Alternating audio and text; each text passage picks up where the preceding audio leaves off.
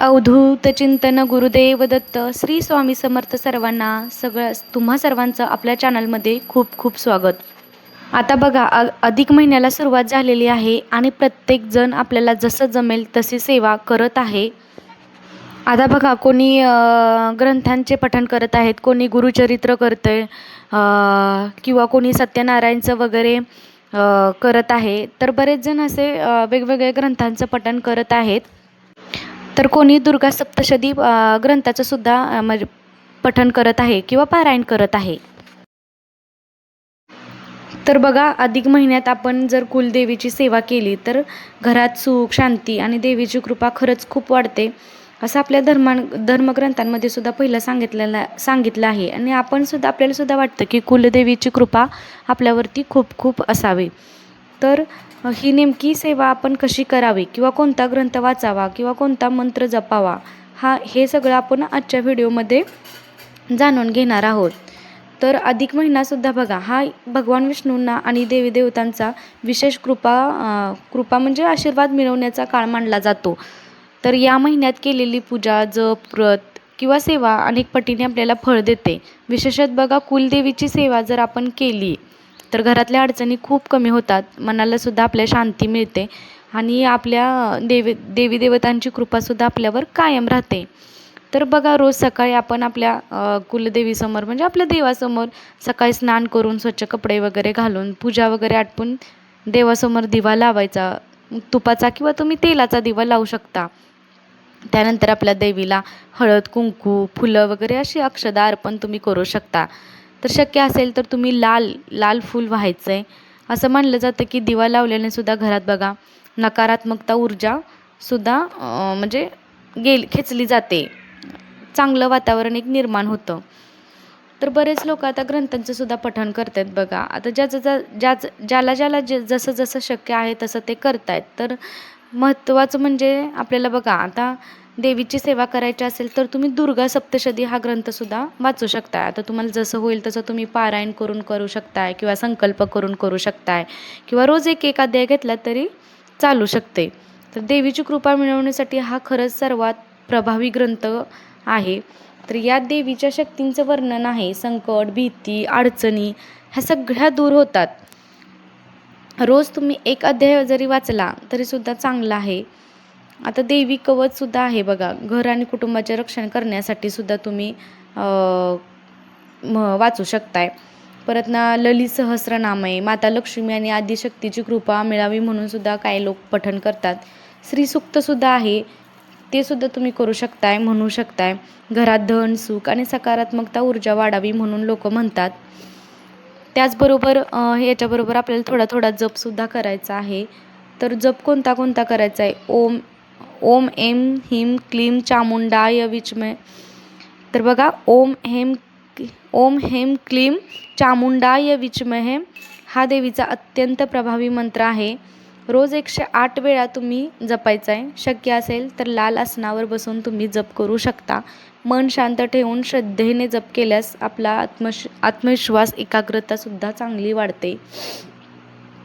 त्याचबरोबर आपल्याला बघा आपण देवीची सेवा करतोय तर आपण म्हणजे नारळ खीर किंवा गोड नैवेद्य लाल फुलं चुनरी हळद कुंकू ह्या ज्या काही अशा साध्या साध्या गोष्टी आहेत त्या देवीला आपण साधेपणा आणि श्रद्धाप्रिय असते, मोठेपणा नाही, त्या आपण अर्पण करू शकतो.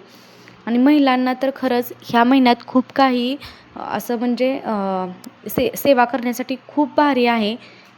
तुम्ही दर शुक्रवारी देवीसमोर रांगोळी काढू शकता. शक्य असल्यास कुमारिकेला भोजन सुद्धा द्यावे किंवा गरजूंना दान करा. वादविवाद टाळून तुम्ही शांत राहावं, म्हणजे कुणाला उनं बोलायचं नाही. आणि कुलदेवीचे बघा एवढं सगळं करून आपल्यावर म्हणजे कृपा मिळण्याचे संकेतसुद्धा म्हणजे बऱ्याच बायकांना बघा ज्या करतात त्यांना अनुभव असेल. घरात शांतपणा वाटू लागतो, मन प्रसन्नसुद्धा आपलं राहतं, कामात अडथळे येत नाहीत, भीती आणि नकारात्मकता विचार कमी होतात. तर एवढ्या सगळ्या गोष्टी आपल्याला बघा आपोआप हळूहळू समजायला लागतात. तर कोणत्या चुका आपल्याला टाळायच्या आहेत तर म्हणजे कधीही आपण करताना पूजा वगैरे करताना राग करायचा नाही, अपशब्द कधी बोलायचा नाही, घरात सतत भांडण वगैरे टाळणं, श्रद्धेपेक्षा दिखावा आपण कधीच करायचा नाही. जेवढी आपली काय होईल सेवा तेवढी आपली देवाच्या अर्पण हे बघा, देवासाठी आपण वेळ काढला तर देव आपल्यासाठी नक्कीच वेळ काढतो, असं माझं तरी मत आहे. आणि अ, देव आपल्याला बघा श्रद्धेचा भुकेला आहे. जेवढी आपण श्रद्धा आणि आपण भक्तीचा भुकेला आहे देव. जेवढी आपण भक्ती करेल तेवढं आपल्यासाठी खूप चांगलं आहे. देवाचा आशीर्वाद राहतो म्हणजे राहतोच आपल्यावर. तसंच आपण कुलदेवीची सुद्धा सेवा केली पाहिजे. आता बघा, बऱ्याच बायकांचं म्हणणं असं असतं की मी प्रेग्नेंट आहे, तर अधिक महिन्यात म्हणजे गरोदर ज्या बायका आहेत त्यांना वाटतं की आता अधिक महिना लागला आहे तर आम्ही सेवा करू शकतो का? हो ताई, तुम्ही नक्की करू शकता. अधिक महिन्यात खरं तर हा महिना तुम्हाला चांगला आहे खूप साऱ्या सेवा वगैरे करण्यासाठी. कारण बघा, जेवढं तुम्ही बायका मंत्र, स्तोत्र जे काही म्हणणार आहे तेवढं सगळे चांगले संस्कार तुमच्या गर्भावरती होणार आहेत. आणि अवश्य आपण गरोदरपणात खूप देवाचं वगैरे केलं पाहिजे. देवाचा आशीर्वाद आपल्या पाठीशी नेहमी राहतो. आता बऱ्याच जणांना असं वाटतं की आम्ही आमच्या कुलदेवीला सुद्धा जाऊ शकतो का? तर अवश्य तुम्ही कुलदेवीला जाऊ शकता, तुमच्या कुलदेवीची सेवा करू शकता. तुम्ही जेवढ्या सेवा कराल तेवढ्या कमी आहेत. तर बघा, या संपूर्ण एका महिन्यामध्ये तुम्ही एकदा तरी दुर्गा सप्तशतीचं पठण करू शकता. तर आता ही सेवा कशी करायची आहे? तर बघा, आता या महिन्यात आपल्याला जवळजवळ 4 मंगळवार पडणार आहे. तर या कोणत्याही 4 मंगळवार आहेत त्याच्यापैकी कोणत्याही एका मंगळवारी तुम्ही दुर्गा सप्तशतीचं पठण करू शकता. आणि जर तुम्हाला 4ही मंगळवारी सुद्धा शक्य होत असेल तर अगदी सोन्याहून पिवळं आहे. तर बघा, अशा प्रकारे तुम्ही कुलदेवीची सेवा करू शकताय. आता दुर्गा सप्तशती सुद्धा तुम्ही एक पुस्तक तुम्ही एका टायमाला बसून वाचलं तर तो एक पाठ झाला. मग असं नाही आहे की तुम्ही एकदाच बसून वाचलं पाहिजे. ताई दिदी, तुम्हाला जशी होईल तशी तुम्ही तोडकी मोडकी बघा, आपण जशी सेवा करेल आपल्या लेकरांसाठी संसारासाठी करतो तर ती देवाला भरपूर आवडते.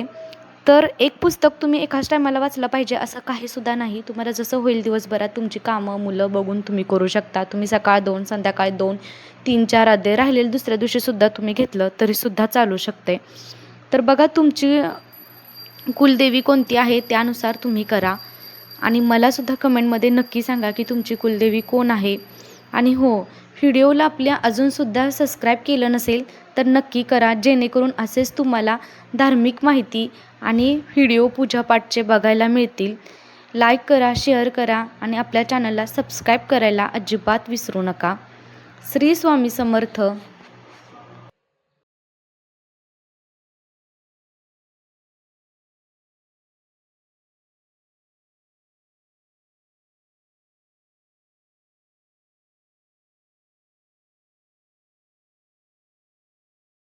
श्री स्वामी समर्थ.